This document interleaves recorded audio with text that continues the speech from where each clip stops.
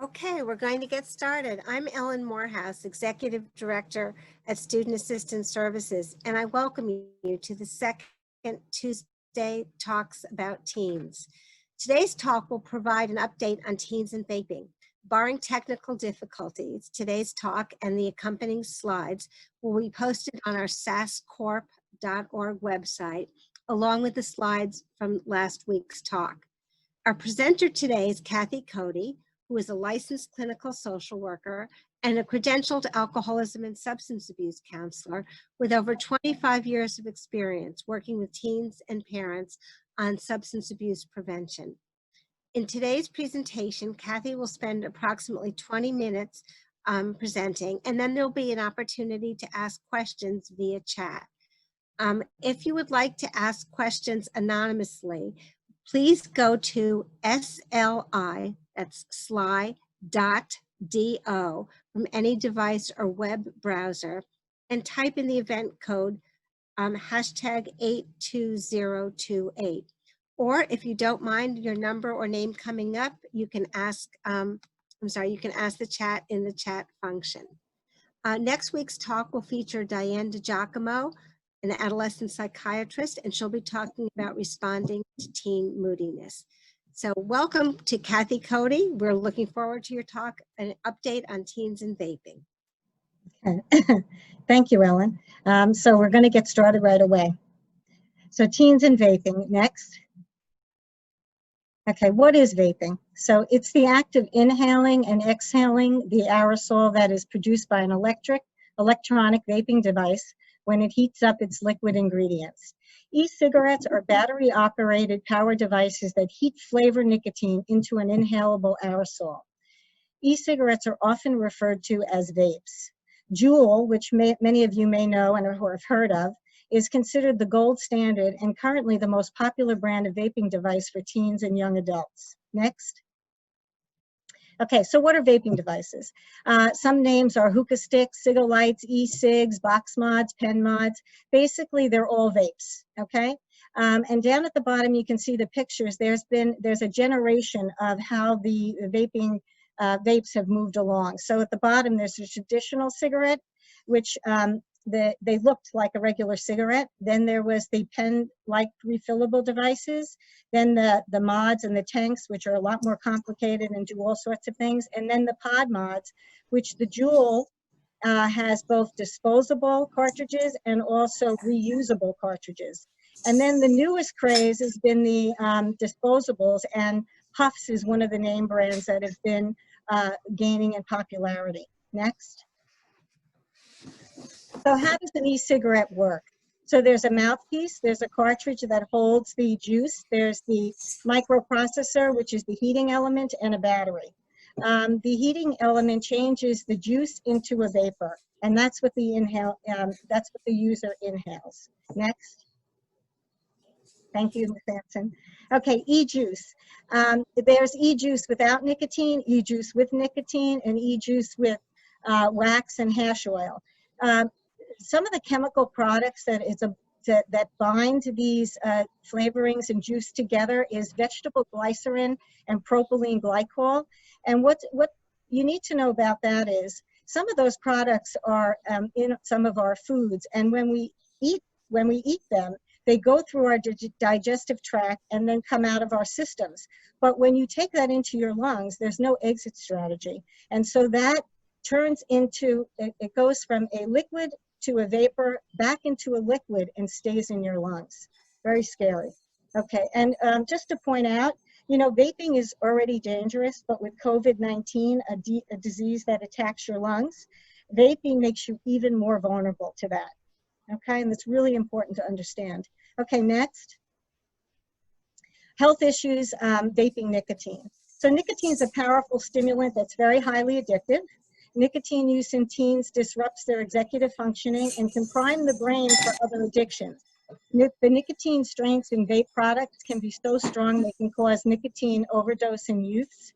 And nicotine inflames lung tissues and reduces its ability to act as a barrier to foreign substances. Next. Health issues with vape pens, even without nicotine. So Lipid pneumonia is caused when lipids, which are essentially fatty acids, and what I just talked about, the VG and the PG, plus vitamin E acetate, they cause the lungs to become inflamed. And this is really very dangerous. Vaping, even secondhand vape exposure is associated with bronchitis and asthma and other illnesses. Youths who vape are 7 times more likely to smoke cigarettes. The aerosol in the vape cloud contains cancer-causing chemicals such as benzene and chromium and many others. Vaping is associated with gum disease, tooth loss, and bad breath. So all the money that you put into orthodonture, it's very concerning. Many vaping devices may be contaminated with harmful bacteria and fungal toxins. Next. Okay, so more about the Juul. Juul is like the gold standard of vaping tools. All Juul products contain nicotine, and many teens, even though we've been educating them about this, a lot of them just don't get it. They just think it's juice and it tastes good. And they don't, even though you're telling them that, they're not necessarily processing. The nicotine in Juuls is a form of nicotine that's especially easily absorbed. It's called nicotine salt. It makes it even more potent, and it's also smoother on the lungs, so it makes it more enjoyable. Many teens do not consider juuling vaping. They use the term juuling like a verb. They're sold at local gas stations, mini marts, bodegas, all over. You can get them, and also online and through the public. Juul pods can be hacked, and I think this is important to understand, that they have disposable cartridges that are supposed to be thrown away. But the kids are learning how to hack them and actually using them, refilling the disposable ones. So that leaves you like a whole other range of problems and bacteria and contamination that can happen. Next. I want to bring up puff bars because they're like the newest, they're like competing in a sense with Juul. Not that they will ever take Juul's place because there's a status with Juul, but the puff bars are made to look just like they have that sleekness, the thinness, and that they have, as you can see, tons of colors and also many flavors. They have about 20 different flavors. What I find really despicable is in a recent article, they said that during the COVID, they were actually advertising when you couldn't get your hands on hand sanitizer or masks, they were advertising, buy from us and we'll send you a free mask or hand sanitizer. And that's just horrendous. Next. Okay. Another thing about these puff bars, there's quite a few things I want to mention here and take the time. When the kids got out of school, which was like the middle of March, a lot of people thought that maybe vaping would slow down because of that. Well, puff bars have consistently been selling over 3 million a week since April, and over 300,000 sticks per week. And who are they getting, and who is buying these products? The other thing is they got away with, through that loophole in the ban, that they can have the flavors. Now, hopefully we'll be able to get this to end. Also on the top, I wanted to show you this. They have the regular puff bar, but they also have Puff Bar Plus. This says it has up to 800 puffs per disposable, which is equivalent to 2 packs of cigarettes. Now we know most packs of cigarettes have about 200 to 300 puffs. So 800 is a lot more than 2 packs of cigarettes. Next. These are just other vaping products, and I'm not going to spend a lot of time on them, but they're trendy, they're fashionable. You can buy it in any color and design. They fit in your palm. So you can put them in your bra or your strap and hide them. They have a jacket that has a vape attached to the strings, backpack, a watch that actually works and is a vaping device. So really to get online and just educate yourself on some of the accessories. Next. So vaping and marijuana. Teens who use e-cigarettes are 4 times more likely to use marijuana later. It's easy to hide. It looks like common items like the pen, the USB or stylus pen. They're easy to use in class, on the bus, in the hallway, anywhere. You know, because of legalization with marijuana in some states and the fight to legalize it everywhere, perception of harm is down. So this is a legitimate concern, because when perception of harm is down, they're more likely to try it, right? They might experiment. So we really have to educate on the negative aspects of that. Next. vape pens with replaceable cartridges. So there's wax where they melt down the marijuana into an oily structure. And if you look at these, there's uh, various breakdowns. I'm losing the words. So they put this inside. The scary thing about these are, number one, we don't even know what are some of the damages that that can cause, along with just the regular vaping chemicals. But the average THC, which is the psychoactive ingredient in marijuana, is 60 to 90%. That's the potency. Now remember, in the late 60s, early 70s, the potency was like 3 to 8% of THC. This is extremely high. Okay, next. So the CDC, their last report on February 18th, 2,800 vaping-related lung injuries, also 68 deaths. And it's called EVALI, e-cigarette or vaping products use associated with lung injury. This caused you know, a storm of people being concerned and scary. But think about this. Our lungs are meant, you know, when we're breathed, the only thing that should be going into our lungs is our breath. Okay, and when you're putting in, along with COVID-19 and all these chemicals into your lungs, right, there is pulmonary damages that some can't even be repaired. Next. Monitoring the Futures, which is a site that does research on drug trends amongst young adolescents. So I just wanted to go over these because I think that 2019, they're really disturbing. The percentage of 8th graders who have vaped nicotine, so that's 20.3%, 8th graders, that means who have tried it. That's 1 in 5 students have tried vaping in the 8th grade. The percentage of 12th graders that vape nicotine daily is 11.7 daily. So here's the other scary thing about that. We don't know how much they're vaping daily. Okay, how much nicotine are they actually, along with all the other chemicals, getting into their systems? The #1 reason for teens report that they vape is to experiment. You know, they're curious, it's interesting, it's trendy, it's cool. They want to find out. It's socially a big deal, right? It's socially acceptable amongst their friends. And the #1 way youth obtain vapes is through social sources, 72.6%. So what I just wanted to point out there is we think it's because they can go into the gas stations and the bodegas and the convenience stores and get these products, but they're really getting them from their brother, sister, friends, the community, anybody else that will purchase it for them, and that's really scary. Next. Social media and marketing. I just wanted to point out that, you know, they're using, the vaping industry is using the same classic playbook that was used with the cigarette industry. So they're marketing to youth through Instagram, Twitter, Snapchat, TikTok. Why is that important for you? Because you're not, a lot of you are not even on those sites. And if you are, you're still not getting the same marketing material that they are. So they're constantly being bombarded with the vaping marketing. And also the actors and some of their musicians that they are really into and they look up to are doing advertising, which when they see that, then they're more likely to try that product because they think that if they think it's cool, they, you know, if they can do it, they can do it too. E-cigarettes such as Juul are trendy, they're cool, they're colorful and sleek, and all the products that are coming out are trying to mimic that.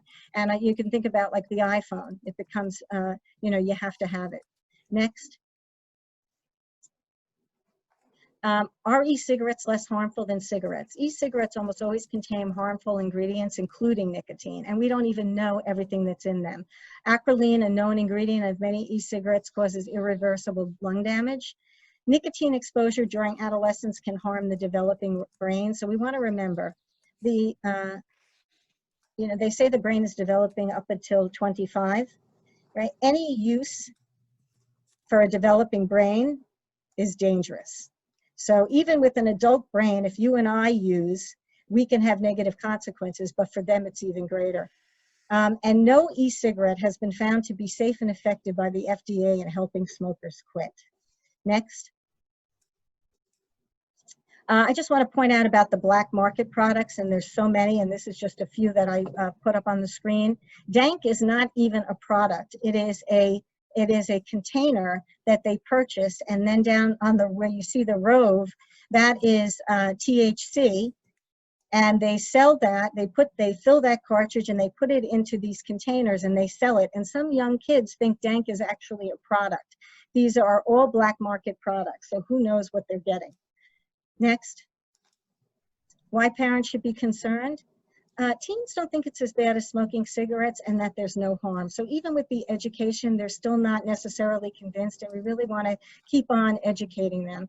They think the flavors that they are hailing taste pleasant, and they like it. Studies show that teens who vape are much more likely to start smoking cigarettes. So we know that the early onset of use is the highest indicator of addiction. And the earlier you start using one drug, the more likely you are to be open to trying something else. So that's really another reason to really focus on trying to prevent them from ever using it at all. The packaging, again, it's enticing and it doesn't convey any risk, so they don't see it as a risk. And you know, they just keep rebranding and rebranding to make the products as cool as possible. Next. What parents can do, parents can also be role models and set a positive example by being tobacco free. Routines, exercise, regular regular meals, and healthy amounts of sleep. Carolyn last week talked about the importance of sleep. And with COVID-19 and everybody being home, their routines have been uprooted. It's even more important to try to establish that sense of safety and routine for them. Also to be able to be flexible and start new routines so that they're less anxious and can be more productive. You know, helping to make agendas and setting goals. And look for the positive. All of us are under a great deal of amount of stress, and everybody handles that differently. But as a parent, you want to make them feel safe. And something that you can do is, you know, let them know, you know, I'm so really happy to have this time to spend with you. Let's find out, what do you want to do? What do you like to do? And I'll tell you what I like to do, and let's try to do things together. It's a great opportunity. So learning how to connect with your kid also via, you know, text messages and social media. You could be sending them a quick little text and say, wow, I read this. Maybe it'll be interesting to you. So how to help your teenager? Having a healthy and trusting relationship with your teen is more important than ever. Listen and observe, validate their feelings, show trust, give praise, control your emotions. It's really hard for us as adults to control our emotions now, but if we can breathe and show them, they look up to us. So if we can try to do that to give them a sense of calm, that will help them too. Doing things together, you know, family meals has always been highly recommended. It's a great time for family to get to know each other, keep in touch, and share different things. And limit exposure to TV, newspapers, and radio. Next. Okay, so before you have the conversation, know the facts, be patient and ready to listen, and set an example. You can go online. There's so much to read and find out about. Next. Be patient, be open, be flexible. Right? Go ahead. Next. All right, so know the facts, and some of this is a little review. You know, science shows that e-cigarettes contain ingredients that are addictive and can harm different parts of the body. They contain nicotine, which can alter your brain and make the cravings harder to ignore, especially in the developing brain. I just want to take a moment to go over that with you. So while the brain is fully developing, it's pruning out what it doesn't need, and it's making the connections. So the problem with that is they can get addicted quicker. Also, the conditioning happens faster. So the file, think of it as like a computer file. It goes straight into that file, and anything they put in that file is strong and powerful. So it makes it harder for them, because then when they see their friends light up, you know, or take a rip, is what the kids call it, that will be a trigger for them. A lot is to do with also the conditioning and how fast that happens with the youth. It interferes with the executive functioning, which I mentioned before, memory and concentration. They contain other chemicals, and we don't even know, and this is such the scary part of all the different things that can happen and what can be connected with some of these chemicals. We just don't know yet. And we have to keep researching, and we have to try to stop the sale of most of these products. You know, again, I'm over 21. If I choose, that's my choice. But for somebody younger, we don't want anybody to have access. Quitting cigarettes, You know, remember that emotional regulation for a teenager is not fully developed, so they were already highly emotional. When it comes to trying to quit cigarettes, it's really difficult. Some healthcare professionals recommend maybe using the patch or other alternative stop smoking cessation programs. Remember, nicotine stays in your system 48 to 64 hours, 48 to 72 hours. But there's other chemicals that also stay in the body. So once that gets out of their system is when you're really going to see that acting up, and trying to be supportive during that time is really important. And if it's to an extreme, of course, reach out to your doctors, your counselors, and your psychiatrists for advice and help. Next. So what's being done already? Schools, teachers, coalitions have been offering educational classes, assemblies, discussions. Prevention is a lot easier than treatment later on, and I think I just mentioned that, right? If I never pick it up, I never have to worry about putting it down. If I don't have a drug file, it's not there, so I'm not going to crave it, want it, spend money on it, have to worry about stopping. Student Assistance Services, shout out to Judy Mezzi, designed Escape the Vape Room, which is an interactive game, which if you know about those escape the rooms, they're for adults, but they have them for kids, is an interactive game that is fun, challenging, and a group activity, and it gives educational facts surrounding vaping at the same time. It's a wonderful way to get through to the students about some of the information you want to give them. In addition, we have Hidden in Plain Sight, which is a mock teenager's bedroom set up with various vaping and drug-related items. This is only for parents, so it's given, we do parent presentations, communities, PTAs, coalition, anywhere, a library, anywhere that will educate our adult communities about the dangers. Peer education, you know, we have wide leadership programs that promote healthy alternatives to drug use, and the youth are really getting active in making their own PSAs and doing their own advertising and public speaking about the dangers of vaping, which, you know, they always say that amongst the youth, it's better that they speak to. It's not better, but it's they trust their friends. So along with all the other alternatives, having their friends tell them can also be very powerful. And again, you know, if you're having concerns, seeking out treatment is an option, and there are so many resources available, and at the end of this PowerPoint, there's resources that you can reach out to. Next. So these are some of the thisisquitting.com. They have a texting where the kids can text back and forth, and they text information. There's wonderful resources. Next. And you can take a picture if you want to go back, if you want to take a picture of that, but we're also going to have it on the website that you can look over this materials again. Okay, so I'm going to open it up to chat.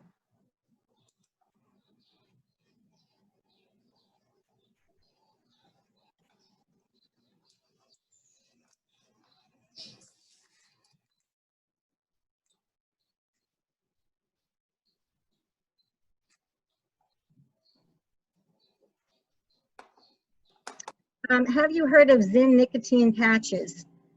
No, I don't. Ellen, do you know anything about those? Zyn, okay, so that's a great question, and I'll look it up and try to find out. No, I haven't. I think that, look, you have to go with, there are smoking cessation programs that are legitimate and have been around for a long time. Really go on to New York, the Lung Association, and review some of their materials, and they'll tell you what are the most helpful resources. And there are some medications that can be taken, but there's also just learning activities that they can do to help them along the way. Anybody else have a question? If your child is already... You know, that's a hard one, right? And we all, you know, how do you get them to stop? You can't make anybody stop using when they don't want to. The thing that's important is allow them to talk about it, reinforce what some of the risks are, try to give them information, and try to help them, you know, try to help them set down some goals, how they want to stop, when they do it, what they can do to avoid it. Keep them busy. I mean, you know, if you can keep your kids active in sports and activities and games to divert their attention, that can be very helpful. Also, asking your pediatrician or family care practitioner to help, that person can be a really powerful ally. Yeah, thank you, Ellen. Anybody else? Okay, I don't see anything else. Okay. There's something on an anonymous question, which I can't see. Okay. Anything else you want to add, Ellen? Oh, wait, let me just say, I just got one. I'm looking on the SAS website for recordings of prior Tuesdays with Teens and cannot seem to figure out how to navigate it. Ellen, has the PowerPoint from last week's Tuesday with Teens been put on our website yet? No, it's going to be put on this week. We had technical difficulties. I'm sorry. Okay, but they'll be up soon for you to reach out to. And if you want me to go back to the slide, you can photograph some of the resources. Okay, let's see if there's anything else. Thank you. They'll be on the website sascorp.org. That's SASCORP.org. And Ellen, the question was, where can you find that on there? Where is it going to? Is there going to be There's a separate tab called Tuesday Talks About Teens. Okay, wonderful. And it will be up by Friday at the latest, I promise. Okay, let's see. Okay, excellent, thank you. Any other questions? We have a little bit of time now. Okay. So let's see what I can just talk about it a little bit more, but I want to go just back to with COVID-19. So let me just end with that. That's a pulmonary disease. It's it attacks your lungs, and any kind of smoking. Remember, the only thing that should be going into our mouths is air that we breathe, besides food. But I mean, our breath is so important. I always tell that when I'm working with the students, it's your breath, your body, and your brain, the 3 Bs, right? We want all of them functioning well and as efficiently as possible, and it makes the quality of our lives better. So we don't want to do anything that's going to compromise our ability to function well. And there's a last question about mouth sores. If a young person has mouth sores, absolutely get a consultation from a pediatrician or the family practice doctor. Do not decide that your student needs nicotine patch versus something else. You really need to have an MD make a decision because mouth sores may be caused by other reasons as well. Yeah, and trying to find out, you don't know if they are vaping, some of the chemicals they're getting, the reactions can be varied. So if you have any concerns that way, it's always good to have it checked out. Well, thank you very much, Kathy. And again, we hope to have everything posted by Friday at the latest. And next week, same time, and we'll have Dr. Diane DiGiacomo, an adolescent psychiatrist, on responding to teen moodiness. We hope to see you next Tuesday. Thank you all. Thank you, everyone.